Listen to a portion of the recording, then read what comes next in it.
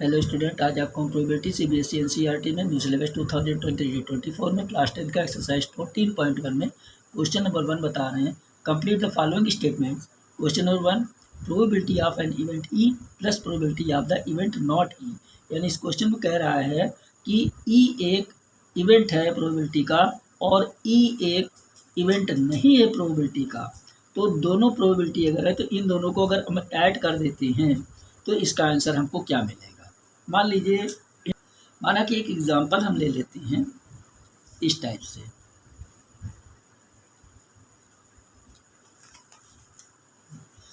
कि जैसे मान लो आप एक एग्ज़ाम देते हो, उस एग्ज़ाम के अंदर 50 मार्क्स आपके मिल जाते हैं सॉल्व करने पे। क्वेश्चन को सॉल्व करने पे आपको 50 मार्क्स मिल जाते हैं और 50 मार्क्स आपको क्वेश्चन न सॉल्व करने के लिए कट जाते हैं। तो इसके अंदर मतलब 50 मार्क्स के क्वेश्चन आपने सॉल्व कर दिए और 50 मार्क्स के क्वेश्चन आपने नहीं सॉल्व किए, ठीक है ना।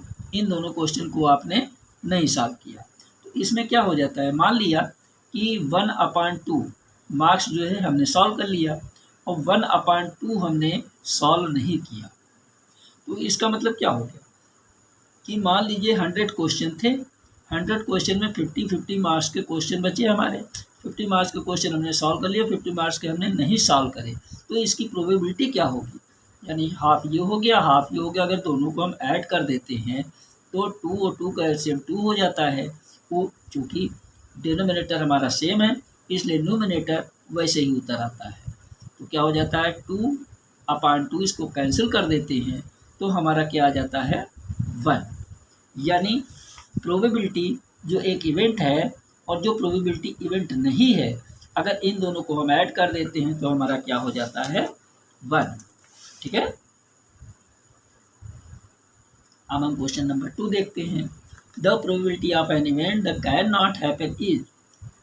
यानी इस क्वेश्चन में कह रहा है एक ऐसा इवेंट जो कभी हो ही नहीं सकता, तो उसका जो इवेंट नहीं होगा तो उसकी प्रोबेबिलिटी क्या होगी, ये कह रहा है। तो इस क्वेश्चन में तो जब किसी का इवेंट हो ही नहीं सकता, प्रोबेबिलिटी हो ही नहीं सकती, इवेंट हो ही नहीं सकता है, तो उसकी प्रोबेबिलिटी पॉसिबल नहीं होगी, यानी 0 हो जाएगी, 0 हो गई। Such an event is called. तो ऐसे इवेंट को हम क्या बोलेंगे, ऐसे इवेंट को हम बोल देते हैं इम्पॉसिबल इवेंट, यानी ये पॉसिबल नहीं है। तो इम्पॉसिबल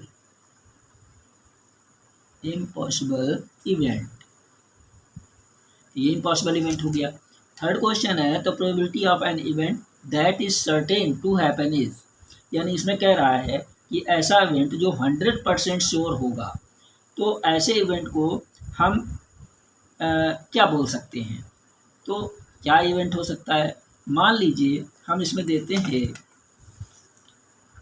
ऐसा इवेंट जो 100% श्योर होगा। मान लीजिए कि एक सन है, सूरज है, ये सन है। तो ये सन क्या है, ये सन निकलेगा, ये कंफर्म है। ऐसा नहीं कि सूरज ना निकले, ये सूरज निकलेगा ही।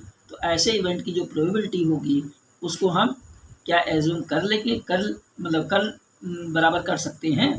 तो अगर हम इसको कर लेंगे, इस इवेंट को अगर हम कर लेते हैं, ये एज्यूम कर लेते हैं, तो इसका क्या हो जाता है, प्रोबेबिलिटी 1 हो जाती है। यानी ये होगा ही होगा, यानी सर्टेन है, निश्चित है। जब ये निश्चित है, सूरज निकलेगा ही, तो ये कंफर्म हो गया, यानी ये प्रोबेबिलिटी हो जाएगी। तो यहाँ पर हमारा क्या हो जाता है, the probability of an event is the certain to happen is 1, यानी कंफर्म है। तो ये श्योर इवेंट हो जाता है। क्या हो जाता है, इस इवेंट को हम क्या बोलते हैं, श्योर इवेंट या सर्टेन इवेंट। तो यहाँ पर हम लिख देते हैं श्योर और सर्टेन इवेंट।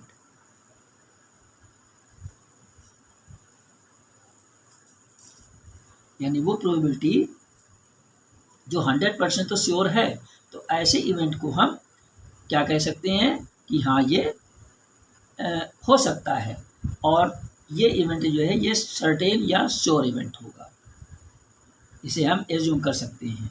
तो ये एज्यूम, इसकी प्रोबेबिलिटी 1 हो जाती है।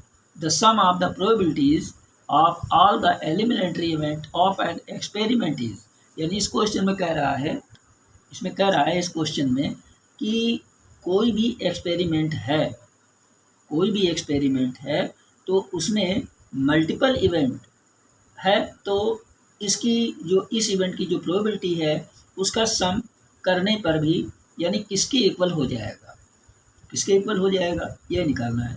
मान लिया मैंने कि ये एक कॉइन है, सिक्का है, तो इस कॉइन के अंदर क्या होता है, दो चीज़ होती है, एक हेड होता है एक टेल होता है। तो यहाँ पर मान लिया ये हेड हो गया और ये टेल हो गया। अगर हम सिक्के का टॉस करते हैं, टॉस करने पे या तो हेड आएगा और या फिर टेल आएगा सिक्के के अंदर यानी कॉइन में, तो ये क्या हो जाएगा, हाफ ये और हाफ ये, ठीक है ना। यानी इसके अंदर जो प्रोबेबिलिटी होगी, हेड अगर आएगा तो उसका हो जाएगा हाफ, और अगर टेल आएगा तो ये भी प्रोबेबिलिटी हाफ हो जाएगी, यानी दोनों हाफ हाफ इवेंट हो जाएंगे इसके।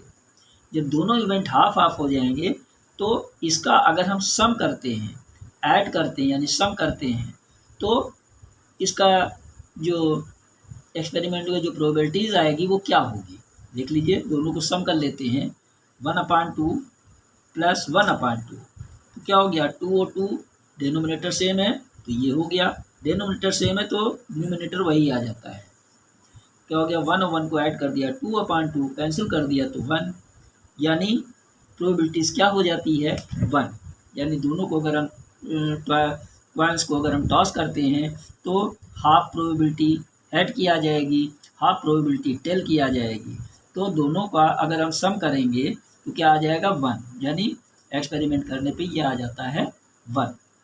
फोर्थ क्वेश्चन है हमारा, वो 4 हो गया। फिफ्थ क्वेश्चन है, the probability of an event is greater than or equal to and less than or equal to, यानी इसके अंदर कहा गया है कि किसी भी इवेंट की प्रोबेबिलिटी ग्रेटर होती है या इक्वल होती है तो किसके इक्वल होगी, ये कह रहा है, और यदि लेस होती है या इक्वल होती है तो किसके होगी, ये चीज़ इस क्वेश्चन में कह रहा है।